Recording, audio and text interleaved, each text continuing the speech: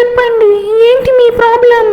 నాకు అర్జెంటుగా బిడ్డ కావాలి మేడం. నాకు పెళ్ళై 3 సంవత్సరాలు. వీడు రాత్రంతా వీరాంగ ప్రయత్నం చేసినా నాకు బిడ్డ పుట్టట్లేదు. చేసి చేసి వీడిది పూర్తిగా సతికల పడిపోయింది. వాడిది సతికల పడిపోయినా, లెగవకపోయినా, అసలు ఊడిపోయినా మన దగ్గర ముందుంది.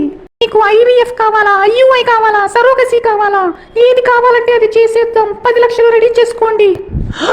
10 లక్షలా? అంత డబ్బా? మా దగ్గర అంత డబ్బు లేదు మేడం.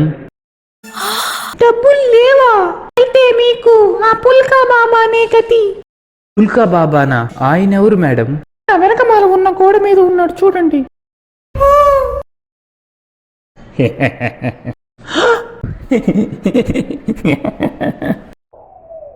ఓరి నీ దుంపాతేగా, తొందరగా వెళ్ళి ఆ పుల్కా బాబాని కలు. ఎక్కువ రోజులు చేయకు. చేసి చేసి నీ కాయలు జారిపోవడం తప్ప నా కడుపున ఒక్క కాయ కూడా కాయట్లేదు. ఓసిని అమ్మ సావదెంగ మాకే వెళ్తున్నాను. మా ఫ్రెండ్ కూడా ఇట్నే పిల్లలు పుట్టకపోతే ఆ పుల్కా బాబాని కలిసారంట. తోటిగాళ్ళ ఒకడే వెళ్లకుండా వెళ్ళేటప్పుడు ఆ లాయని కూడా వెంట పెట్టుకెళ్ళు. అసలు ఈ పుల్కా బాబా గాడేవుడు, బిడ్డ పుట్టడం ఏందో, ఈడేందో, ఈడి కథ ఏందో ఏం అర్థం కావట్లేదు. ఏంద్ర పుల్లయ్యా ఇట్టొచ్చా?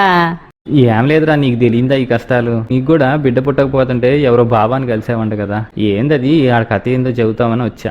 నీ పెద్ద కథరా అది. పెళ్ళిన కాడ నుంచి తిరగని హాస్పిటల్ లేదు, మింగని ప్రదేశం లేదు. బెడ్రూమ్లో మింగి మింగి కలిసి రావట్లేదని చెప్పి కిచెన్లో మింగా, బాల్కనీలో మింగా, మింగి మింగి చిరాకి తెంగి ఈ బాబా గాని గెలిచారా? ఆయన మహిమ వల్ల పుట్టిన పుత్రరత్నమే ఈడు. ఊరి ఊరి ఊరి ఏడు చూడండి, ఏందో ఈయన చూస్తుంటే ఎంతో తేడా కొడుతుంది.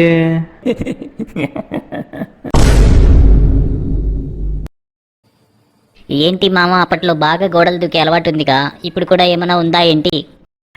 ఇంకేం దూకటంరా, దూకి దూకి మోకాళ్ళలో గుజ్జంతా అరిగిపోయింది. అబ్బో, ఈ బాబా గారి దగ్గర చాలా కళలు ఉన్నాయి. అవును మామ, వీడు మంచి రసికుడని విన్నా. చూద్దాంలే పదా. పుల్కా బాబా నీ పుల్కా బాబా, పుల్కా బాబా నీ పుల్కా బాబా. గుద్దని పే పిత్తిన పే ఏ నొప్పికైనా బాబా దగ్గర ముందుంది లేరా. ఏ గుద్దని పే పిత్తిన పే ఏ నొప్పికైనా. వామ్మో, ఈ బాబా గడి ఓవర్ యాక్షన్ చూడలేకపోతున్నాం. వీడింకా ఆపడంట్రా. భక్తులారా, ఏది పాపం ఏది పుణ్యం?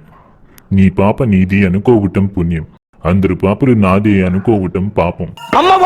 దీనిని అర్థం చేసుకునే అంత జ్ఞానం మీకు లేదు కనుక మీ పాపలను నా దగ్గరకు పంపండి, అంతా మంచి జరుగుతుంది.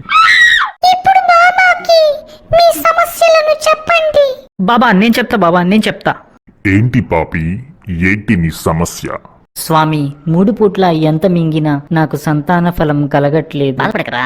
సంతాన ఫలమా? ఆహా, అయితే నువ్వు సరైన చోటుకే వచ్చావు, దిగులు పడకు. స్వామి, అయితే ఇప్పుడు నన్ను ఏం చేయమంటారు? ఒక అమావాస్య రోజు రాత్రి నీ పెళ్ళాన్ని నా దగ్గరికి పంపించు. స్వామి! అరే పాపి, తప్పుగా అనుకోకు, పూజ కోసం రా సుంట. ఏం పూజ? పూజ ఎగడేనా? అమావాస్య రాత్రి 2 నిమ్మకాయలు 1 మిరపకాయతో మహాయజ్ఞం చేయాలిరా. ఎండి మిరపకాయ, పచ్చిమిరపకాయ స్వామి? ఇక ఆపే, ప్రశ్నలాపి పంపించరా సుంట. ఒసేయ్, ఆ బాబాగాడు నిన్ను రాత్రికి రమ్మంటున్నాడు. చెప్పులు చెయ్యలా కొట్టి బుద్ధుల తెగలిస్తానని చెప్పు. అంటే రేపు అమావాస్య రాత్రి పూజ కోసం రమ్మంటున్నాడు. ఇది అంతా చూస్తుంటే నాకేదో పెద్ద ప్లానింగే అనిపిస్తోంది. నువ్వు వెళ్ళు, వాడి సంగతి నేను చూస్తా. హాయ్, వెళ్దామా? బాబాగారు మీకోసం వేచి చూస్తున్నారు.